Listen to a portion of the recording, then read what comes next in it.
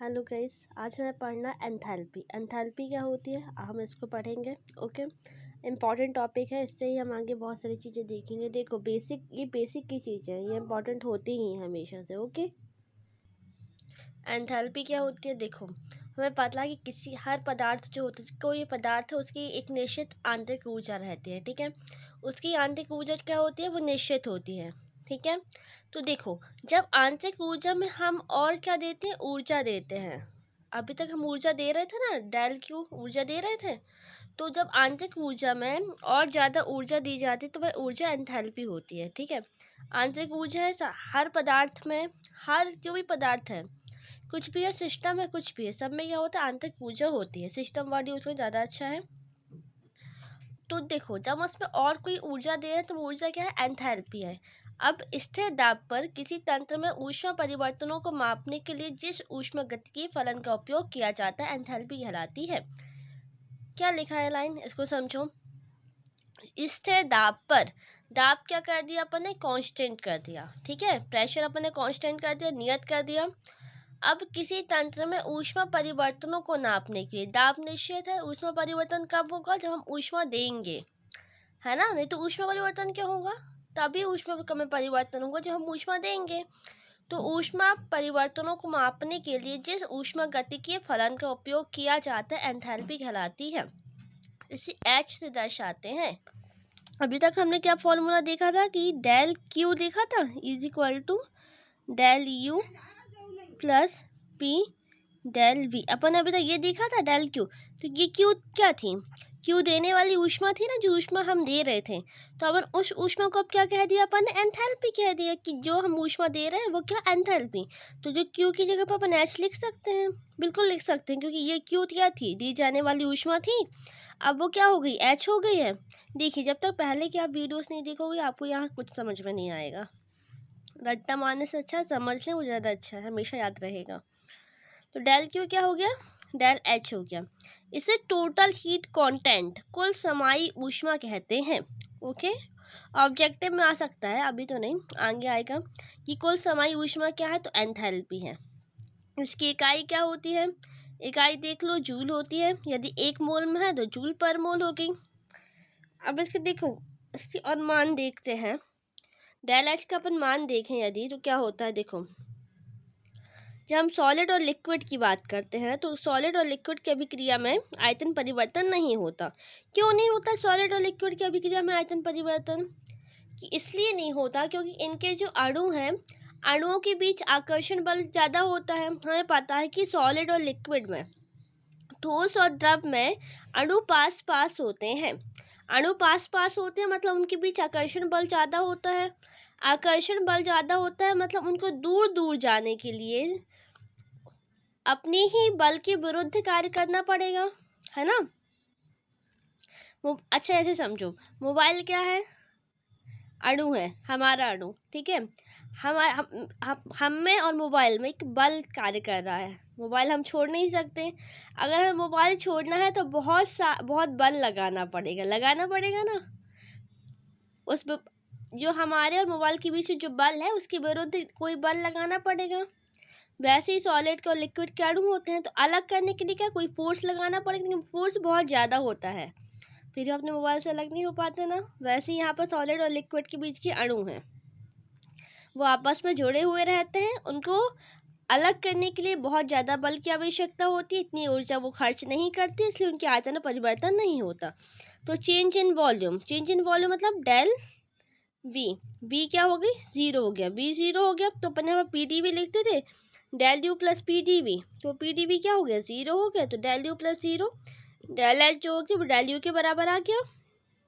तो क्या बोल सकते हैं?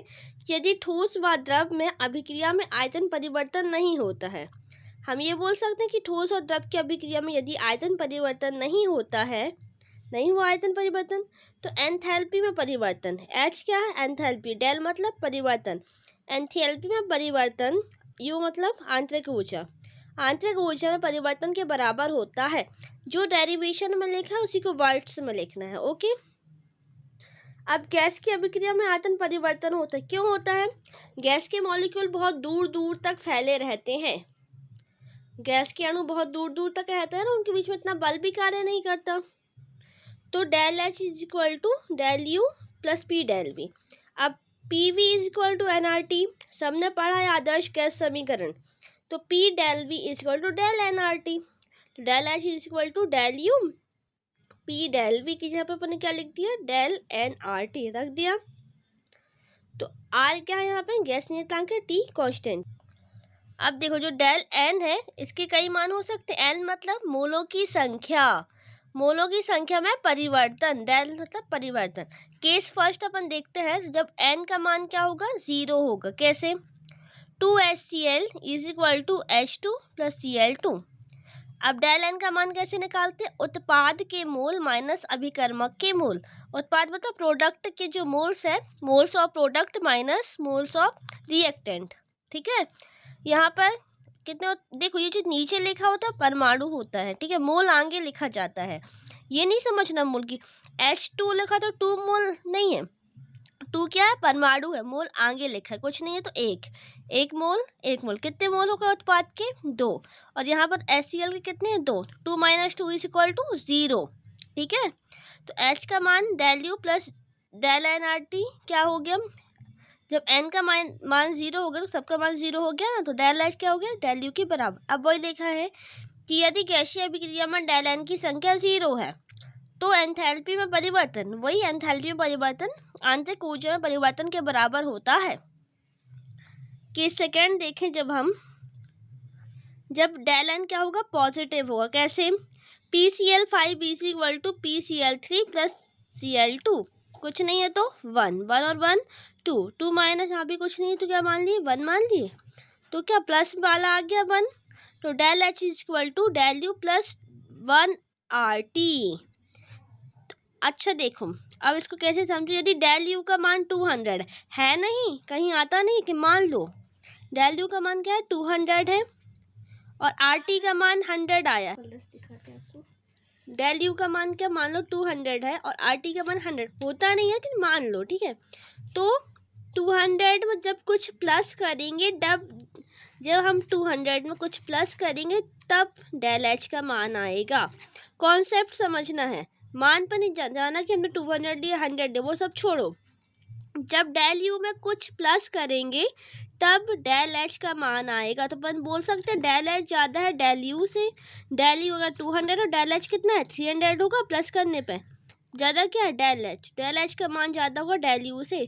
तो यदि गैसीय अभिक्रिया में डेल एन धनात्मक है तो एंथैल्पी परिवर्तन आंतरिक ऊर्जा में परिवर्तन से ज़्यादा होगा। फिर से, यदि गैसीय अभिक्रिया हो रही है, डेल एन धनात्मक है तो एंथैल्पी में परिवर्तन आंतरिक ऊर्जा में परिवर्तन से ज़्यादा होगा। केस थर्ड की बात करें, जब डेल एन क्या है, नेगेटिव है। फिर से देखो नेगेटिव कैसे, N2 plus 3H2 is equal to 2NH3।